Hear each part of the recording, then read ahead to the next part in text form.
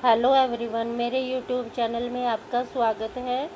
आज हम 8th class की हिस्ट्री का फर्स्ट लेसन पढ़ेंगे, जिसका नाम है कैसे, कब और कहाँ, हाउ, व्हेन एंड वेयर। तो जैसा हमारी बुक का नाम है हमारे अतीत, आवर पास्ट। तो पास्ट के बारे में तो आप जानते ही हैं कि प्रेजेंट टाइम कुछ समय के बाद पास्ट हो जाता है, या सभी चीज़ें पास्ट हो जाती हैं। तो हमें इन पास्ट चीज़ों की जानकारी कहाँ से मिलती है? इतिहास को पढ़कर, हिस्ट्री को पढ़कर, कि इतिहास का संबंध पुराने समय के परिवर्तनों से ही होता है। पुराने समय में या बीते हुए समय में होने वाली सभी घटनाएं इतिहास कहलाती हैं, और इन घटनाओं का संबंध तारीखों के साथ होता है। कुछ घटनाएं ऐसी होती हैं जिनका निश्चित तारीख से संबंध होता है, और कुछ घटनाएं ऐसी होती हैं जिनका संबंध किसी निश्चित तारीख से नहीं होता, क्योंकि वो एक दिन में घटित नहीं हुई, बल्कि उनको घटित होने में एक लंबी अवधि लगी या कुछ समय लगा। 6 महीने भी हो सकता है, साल भी हो सकता है, या 4-5 साल भी हो सकता है ये समय, और इससे ज़्यादा भी हो सकता है। तो इस तरह एक लंबे समय तक चलने वाले परिवर्तन को किसी निश्चित तारीख में नहीं बांधा जा सकता। और जो निश्चित तिथि से संबंधित परिवर्तन होते हैं, जैसे राजा गद्दी पर कब बैठा, या राजा का विवाह कब हुआ, या राजा के घर में संतान कब हुई, तो ऐसी बातों का संबंध निश्चित तारीख के साथ होता है। और ये बातें केवल राजा से ही जुड़ी नहीं होती, इतिहास की बातें साधारण लोगों से भी जुड़ी हुई होती है। जैसे भारत में रेलगाड़ी कब चलाई गई सबसे पहले, या लोगों ने चाय पीना कब शुरू किया, या अखबार छपने कब शुरू हुए। तो ऐसी कुछ महत्वपूर्ण बातें होती है जिनका संबंध तारीख से होता है। और इतिहास के कुछ परिवर्तनों को चित्र बनाकर भी दिखाया जाता है, ताकि उस चित्र को देखकर आने वाले लोग उसे आसानी से उस घटना को समझ सके। जैसे ये एक चित्र दिखाया है पहले पेज पे, कि ब्राह्मण ब्रिटेनिया को शास्त्र भेंट कर रहे हैं। जो ब्राह्मणों का सबसे पवित्र ग्रंथ है वो ब्रिटेनिया को दे रहे हैं। ब्रिटेनिया कौन है? जैसे भारत एक देश है, और भारत को भारत माता के रूप में दिखाते हैं, स्त्री के रूप में दिखाते हैं, इसी तरह ब्रिटेन भी एक देश है, और वो इस चित्र में एक स्त्री के रूप में दिखाया गया है। और उसे ब्राह्मण लोग जो भारत में रहते थे वो उसे एक पवित्र ग्रंथ दे रहे हैं। इस चित्र को देखकर ये समझ आता है कि अपनी सबसे महत्वपूर्ण चीज़ या अपने जीवन का आधार हम दूसरों को हाथों में सौंप रहे हैं। और ये चित्र कब बनाया गया था? 1782 में। तो ये चित्र भी हो सकता है एक दिन में ना बना हो, इसलिए निश्चित तारीख नहीं दी गई है, बल्कि साल बताया गया है कि 1782 में बना था। इसके अलावा जो रॉबर्ट क्लाइव, जो कि एक अंग्रेज अधिकारी था, उसने रेनेल को हिंदुस्तान का नक्शा बनाने का काम सौंपा था। तो ये भी एक महत्वपूर्ण घटना है। तो इसको भी तारीख में दिखाया जा सकता है, निश्चित तारीख में, कि कब सौंपा था। तो इस तरह हम समझ जाते हैं कि जो इतिहास की घटनाएं होती हैं और उनसे जुड़ी हुई जो तारीखें होती है वो 2 तरह की होती है। एक का संबंध निश्चित तारीख से होता है, और एक का संबंध कुछ अवधि से होता है, कुछ समय तक चलने वाली घटना से होता है। जैसे लिप्टन का विज्ञापन कब बनाया गया? 1922 में। और इसके अलावा एक और उदाहरण है ब्रिटेन की रानी विक्टोरिया का तीसरा बेटा, जिसका नाम आर्थर था, वो घोड़े पर बैठा हुआ दिखाई दे रहा है चित्र में। और वो उसे कौन सी पदवी मिली? उसे ड्यूक की पदवी मिली। तो ये ड्यूक की पदवी उसे कब मिली? तो इसका संबंध भी तारीख से है। तो अब हम अपने देश के इतिहास की बात करेंगे, कि जैसे हम पता है कि भारत में अंग्रेज अधिकारी आए, और उनमें सबसे पहला जो भारत का गवर्नर जनरल बना था वो वारन हेस्टिंग्स था, और जो सबसे आखिरी वायसराय था वो लॉर्ड माउंटबेटन था। इसके अलावा और भी बहुत सारे वायसराय आए थे, जैसे Wellesley, Bentinck, Dalhousie, Canning, Lawrence, Lytton, Ripon, Curzon, Hardinge और इरविन। तो ये सभी अधिकारी यहाँ आए और इन्होंने यहाँ आकर शासन किया। इन अधिकारियों में एक जेम्स मिल थे जो 1817 में स्कॉटलैंड के अर्थशास्त्री और राजनीतिक दार्शनिक बने थे। तो वो भारत में आए और उन्होंने भारत में आकर एक किताब लिखी जिसका नाम ए हिस्ट्री ऑफ ब्रिटिश इंडिया था। तो उन्होंने इस किताब में भारत को 3 कालखंडों में बांटा जिसका नाम हिंदू, मुस्लिम और ब्रिटिश था। ब्रिटिश को ईसाई भी कहते हैं क्योंकि ये सभी ईसाई धर्म के लोग थे। हिंदू, मुस्लिम, ब्रिटिश, इसका अर्थ है कि जब भारत में हिंदू लोगों का राज्य था तो हिंदू काल, और जब भारत में मुस्लिम लोगों का राज्य था तो मुस्लिम काल, और जब भारत में ईसाई लोगों का राज्य आया तो उसे ईसाई काल या ब्रिटिश काल कहा गया।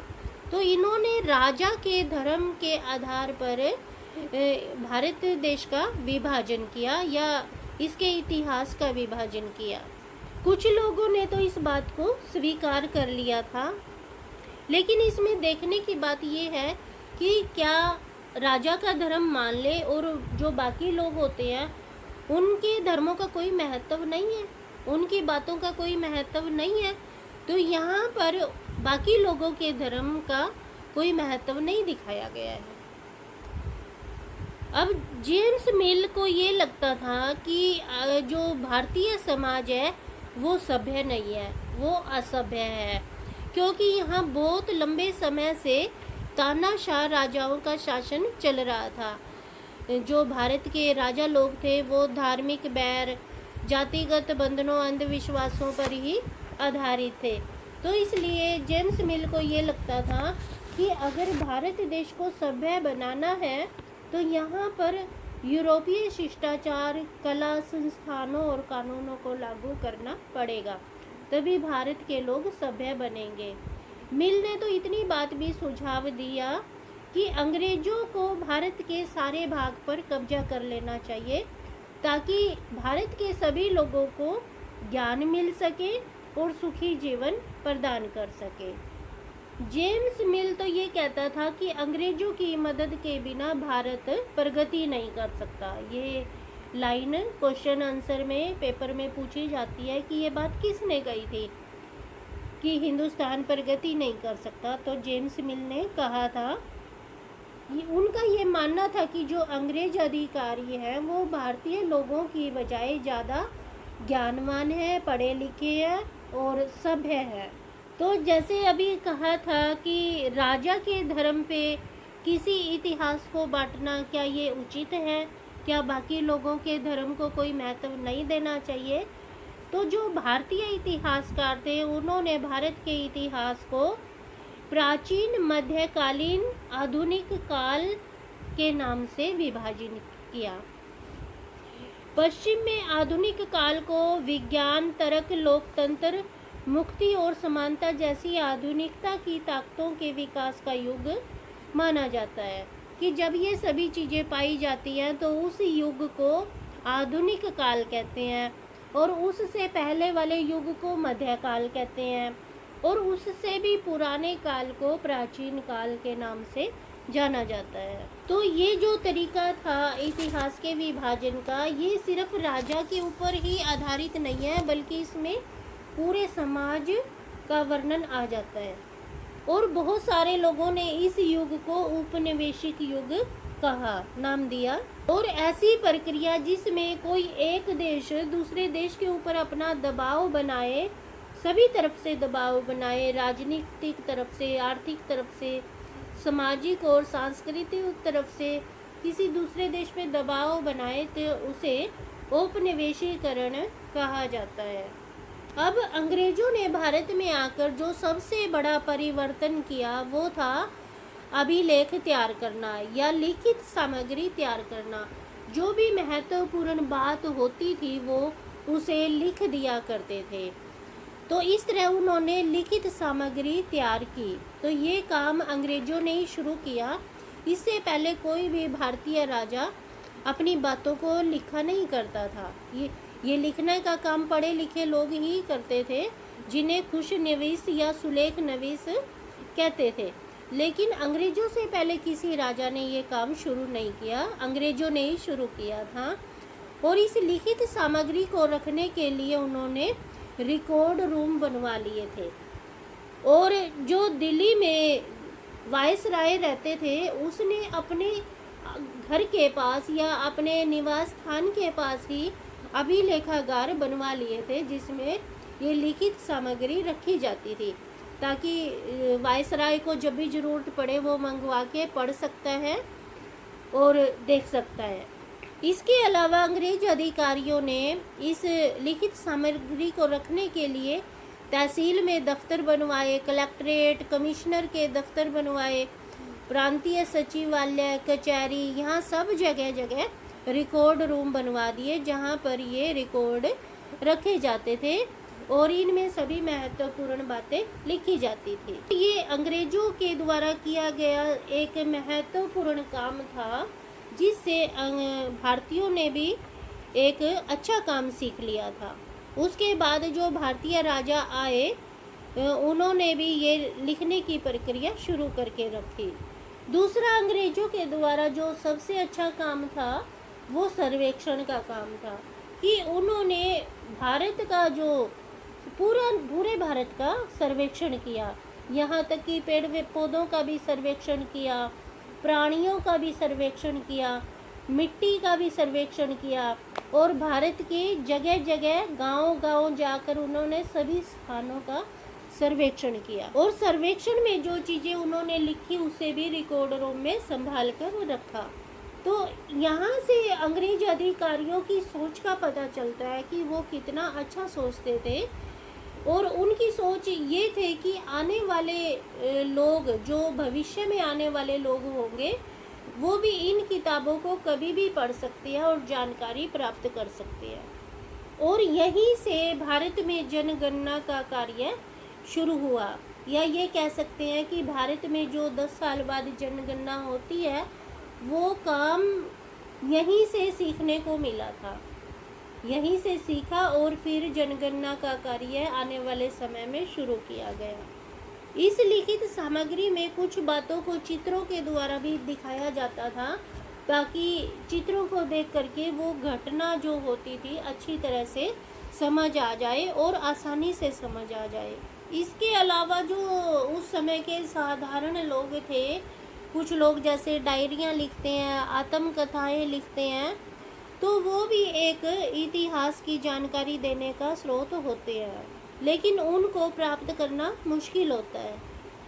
इतना ही नहीं, जब भारतीय लोगों ने या भारतीय सिपाहियों ने अंग्रेज़ों के विरुद्ध विद्रोह कर दिया था, और उस विद्रोह में जो बातें उस समय अखबार में छपा करती थी, या जो भारतीय सिपाही या जो आंदोलनकारी थे कुछ चिट्ठी के द्वारा भी अंग्रेज़ों से प्रार्थना पत्र भेजते थे, तो उन चीज़ों को भी संभाल कर रखा गया है और तारीख के साथ लिखा गया है। उन चीज़ों को तारीख के साथ संभाल कर रखा गया है, भाई ये चीज़ किस तारीख में आई थी, ये चिट्ठी कब आई थी।